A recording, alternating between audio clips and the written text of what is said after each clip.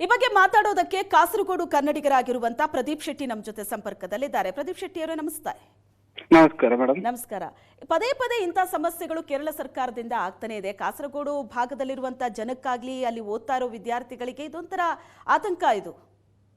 ಹೌದು ಮೇಡಮ್, ಪ್ರತಿ ವರ್ಷ ನಮಗೆ ಜೂನ್ ತಿಂಗಳಿಗಾಗುವ ನಮ್ಮಂದ್ರೆ ಪ್ರತಿ ವರ್ಷ ನಮ್ಮ ಶಾಲಾ ದಾಖಲಾತಿ ಸಮಯದಲ್ಲಿ ಇದೇ ರೀತಿಯ ಸಮಸ್ಯೆಗಳು ಭಾಷಾ ಮಸೂದೆಗಳನ್ನು ಹಿಡ್ಕೊಂಡು ಈ ಕಡ್ಡಾಯ ಆರ್ಡರ್ ಬಂದ ನಂತರ ಆದೇಶಗಳು ಬಂದು ನಮ್ಗೆ ಏನಂತ ಹೇಳಿದ್ರೆ ಇಲ್ಲಿ ನಾವು ಶಾಲೆಯಲ್ಲಿ ದಾಖಲಾತಿ ಮಾಡುವ ಸಮಯ ಆಗಿರ್ತದೆ.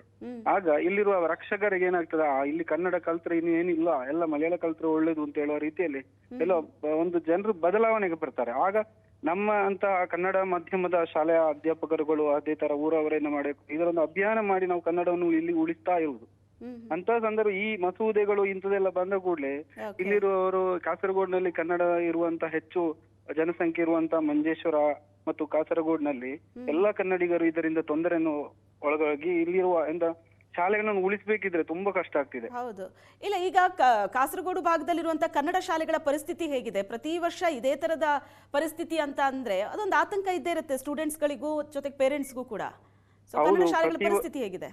ಪ್ರತಿ ವರ್ಷವೂ ಇದೇ ರೀತಿಯಲ್ಲಿ ನಮಗೆ ಅಂತ ಹೇಳಿದ್ರೆ ಈಗ ಕನ್ನಡ ಮಾಧ್ಯಮ ಮಾತ್ರ ಇರುವಂತ ಶಾಲೆಯಲ್ಲಿ ಈಗಾಗಲೇ ಒಂದು ಸರ್ಕಾರವು ಒಬ್ರು ಒಂದೊಂದು ಶಾಲೆಗೆ ಒಂದೊಂದು ಅಧ್ಯಾಪಕರನ್ನಾಗಿ ನೇಮಿಸಿ ಅವರನ್ನು ಒಂದೊಂದು ಶಾಲೆಗೆ ಒಂದೊಂದು ಚಾರ್ಜ್ ಒಂದೊಂದು ದಿವಸಕ್ಕೆ ಅಂತ ಕೊಟ್ಟು ಈ ಕಳೆದ 2-3 ವರ್ಷ 4-5 ವರ್ಷಗಳಿಂದ ನಡೀತಾ ಬರ್ತಿತ್ತು. ಅಂದ್ರೆ ಮಲಯಾಳವನ್ನು ಬೋಧಿಸ್ಲಿಕ್ಕೆ ಮಾತ್ರ ಅವರು ಬರುವುದು. ಅದು ಕಡ್ಡಾಯವಾಗಿ ನಮ್ಮ ಮಕ್ಕಳಿಗೆ ಅಂತ ಹೇಳಿ ಹೇಳಿಕ್ಕೆ ಐಚ್ಛಿಕವಾಗಿ ಅಂತ ಹೇಳುದು. ಆದ್ರೆ ಅದಕ್ಕೆ ಬೇಕಾದ ಪಿರಿಯಡ್ ಅನ್ನು ಯಾವುದರಲ್ಲಿ ಕೊಡುವುದು ನಾವು? ಈಗ ಮಲಯಾಳ ಮಾಧ್ಯಮದಲ್ಲಿ ಕಲಿಯುವಂತ ವಿದ್ಯಾರ್ಥಿಗಳಿಗೆ ಸಿಗುವಂತ ಪಿರಿಯಡ್ ನಷ್ಟೇ ಕನ್ನಡ ಮಾಧ್ಯಮ ವಿದ್ಯಾರ್ಥಿಗಳಿಗೆ ಇರುವುದು. ಆದ್ರೆ ಇದೊಂದು ಐಚ್ಛಿಕವಾಗಿ ಹೆಚ್ಚುವರಿಯಾಗಿ ಮಕ್ಕಳ ಮೇಲೆ ಹೊರೆಯಾಗಿ ಇಟ್ಟುಕೊಂಡು ಬೋಧಿಸ್ಲಿಕ್ಕೆ ಬೇಕಾಗಿ ಶಿಕ್ಷಕರನ್ನು ನೇಮಿಸ್ತಾ ಇದ್ದಾರೆ. ಅಂದ್ರೆ ಕನ್ನಡ ಶಾಲೆಯಲ್ಲಿ ಮಲಯಾಳಂ ಒಂದು ಪೀರಿಯಡ್ ಇದ್ದೇ ಇರುತ್ತೆ, ಅದನ್ನ ಕಲಿಲೇಬೇಕು ಅಂತ ಅದು ಐಚ್ಛಿಕ ವಿಷಯವಾಗಿ ಕೇರಳದಲ್ಲಿ ಈಗ ಸಾಧಾರಣ ಒಂದು 2-3 ವರ್ಷಗಳಿಂದ ನಡೀತಾ ಇದೆ.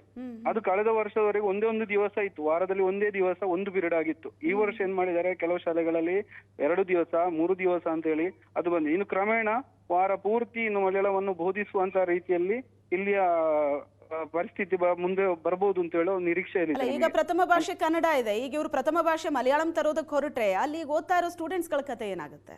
ಹೌದು, ಇದು ಮುಂದೆ ಕನ್ನಡವನ್ನು ಕಲ್ತ್ರೆ ಏನು ಪ್ರಯೋಜನ ಇಲ್ಲ, ಇಲ್ಲಿ ಮಲಯಾಳವನ್ನು ಕಲ್ತ್ರೆ ಮಾತ್ರ ಪ್ರಯೋಜನ ಅಂತ ಹೇಳುವ ಇದಕ್ಕೆ ಸರ್ಕಾರ ಒಂದು ಮುನ್ನೆಚ್ಚರಿಕೆ ರೀತಿಯಲ್ಲಿ ಮಸೂದೆ ಇದೆ.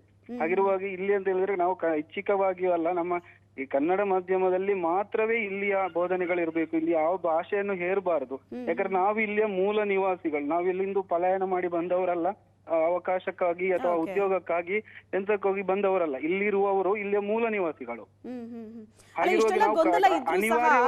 ಇಷ್ಟೆಲ್ಲ ಗೊಂದಲ ಇದ್ರೂ ಸಹ ಕನ್ನಡ ಶಾಲೆಗಳಲ್ಲಿ ಪ್ರತಿ ವರ್ಷದಿಂದ ವರ್ಷಕ್ಕೆ ವಿದ್ಯಾರ್ಥಿಗಳ ಸಂಖ್ಯೆಯಲ್ಲಿ ಕಡಿಮೆ ಆಗ್ತಿದ್ಯಾ ಅಥವಾ ಯಥಾಸ್ಥಿತಿ ಇದೆಯಾ, ಹೇಗೆ? ಅದೇ ಪ್ರತಿ ವರ್ಷವೂ ನಮ್ಮ ದಾಖಲಾತಿಯಲ್ಲಿ ಇದೇ ಸಮಸ್ಯೆಗಳು. ಅಂದ್ರೆ ಈ ದಾಖಲಾತಿಯ ಸಮಯ ಆಗಿರ್ತದೆ ಜನವರಿಯಿಂದ ಜೂನ್ ವರೆಗಿರುತ್ತೆ.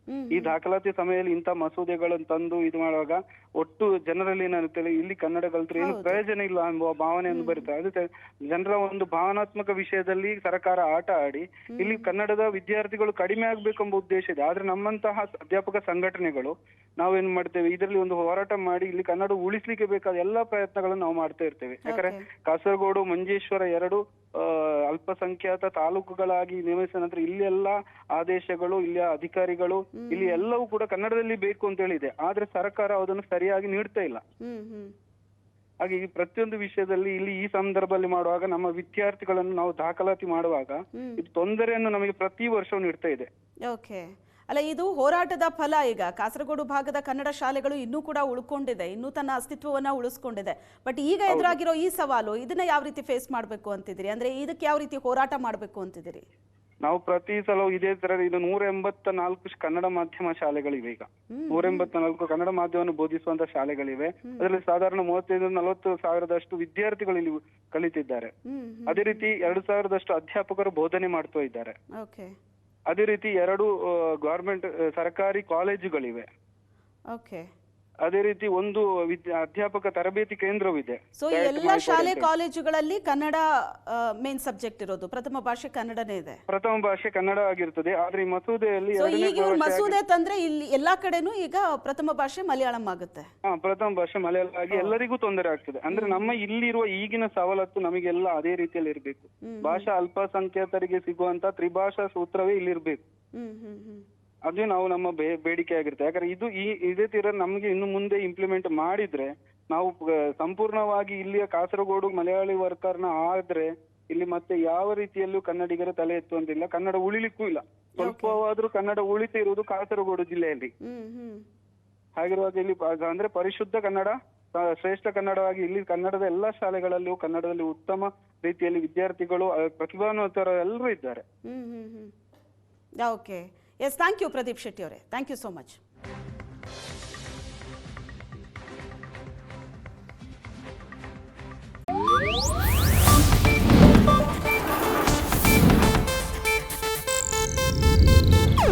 ಇದು ಏಷ್ಯಾನೆಟ್ ನ್ಯೂಸ್ ನೆಟ್ವರ್ಕ್ ಪ್ರಸ್ತುತಿ.